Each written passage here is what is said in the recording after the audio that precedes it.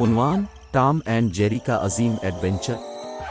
ایک دفعہ کا ذکر ہے کہ ایک آرام دہ چھوٹے سے شہر میں دو شرارتی دوست رہتے تھے جن کا نام ٹام، ایک چالاک بلی، اور جیری، ایک گستاخ چوہا تھا۔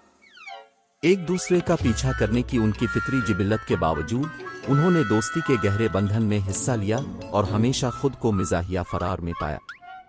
ایک دھوپ کی صبح جب ٹام ایک عجیب گھر کے پوچھ میں سستی سے سو رہا تھا، جیری اپنی شرارتی مسکراہٹ کے ساتھ پنکھوں سے لیس اس کے پیچھے چپکے سے آیا۔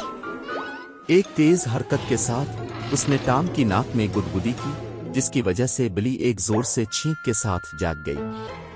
ٹام کی آنکھیں پھیل گئیں جب اسے احساس ہوا کہ مجرم کون ہے۔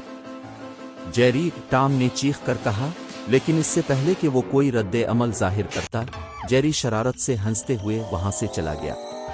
اپنے دوست کے پاس واپس جانے کے لیے پرعزم ٹام نے ایک منصوبہ بنایا۔ وہ جانتا تھا کہ جیری میں پنیر کی کمزوری ہے، اس لیے اس نے پنیر کے ایک بڑے پہیے کو بیت الخلا کے طور پر استعمال کرتے ہوئے ایک جال بچھا دیا۔ تاہم جیری، ہوشیار ماؤس ہونے کے ناطے، اس نے دور سے اس جال کو دیکھا اور ٹام پر میزیں پھیرنے کا فیصلہ کیا۔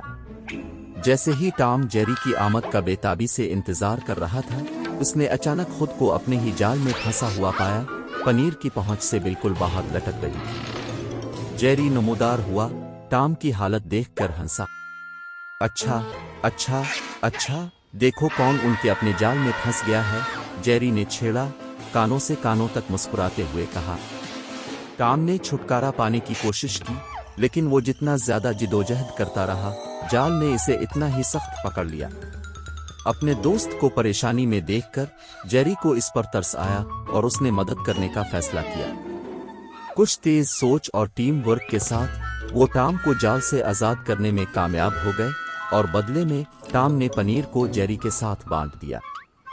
اس دن سے ٹام اور جیری نے محسوس کیا کہ وہ ایک دوسرے کے ساتھ زیادہ مضبوط ہیں، اور ان کی دوستی کسی بھی احمقانہ مذاق یا تعاقب سے زیادہ اہم ہے۔